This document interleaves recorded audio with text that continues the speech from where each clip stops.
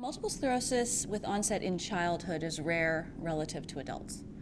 We estimate that somewhere between 3 and 10% of all individuals diagnosed with multiple sclerosis experience their first MS attack prior to age 18.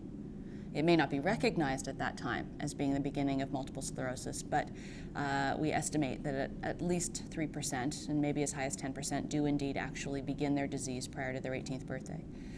In terms of the actual prevalence of multiple sclerosis in any given world region, we have relatively little data about that.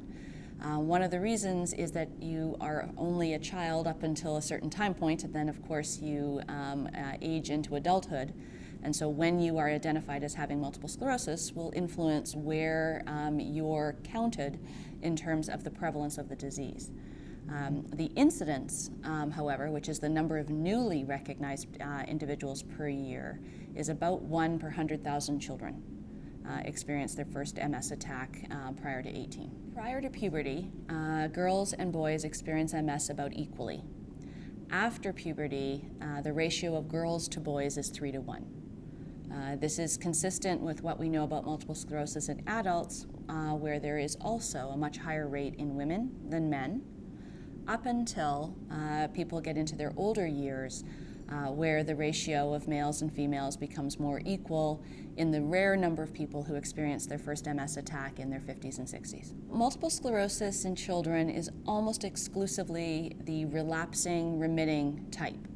What I mean by that is patients experience attacks that are consistent with a new area of injury in the brain, optic nerve, or spinal cord, from which they typically have, at least in the beginning, very good recovery, and then may have periods of time where they are not experiencing new neurological difficulties.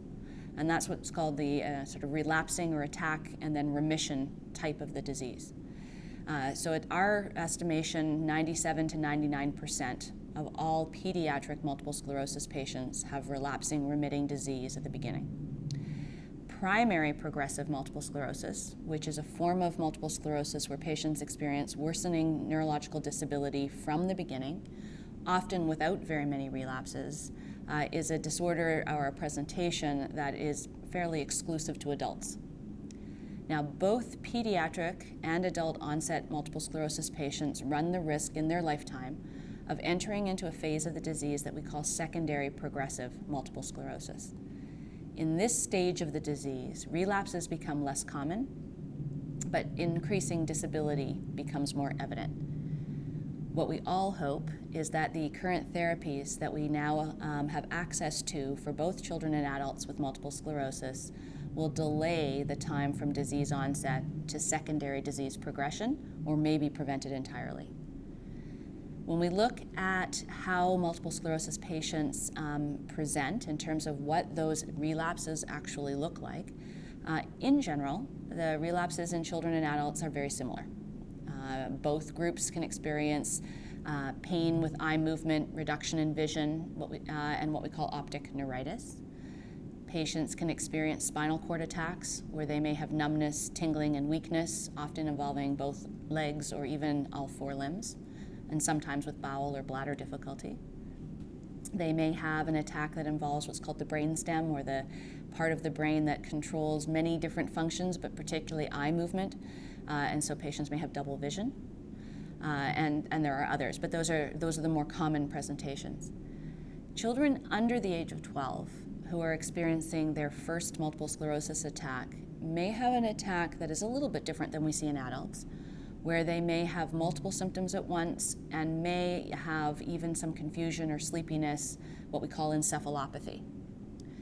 Importantly, the majority of children who present under 12 with those symptoms, encephalopathy and multiple neurological deficits, may have a disease called acute disseminated encephalomyelitis, or ADEM, which is not multiple sclerosis in the majority.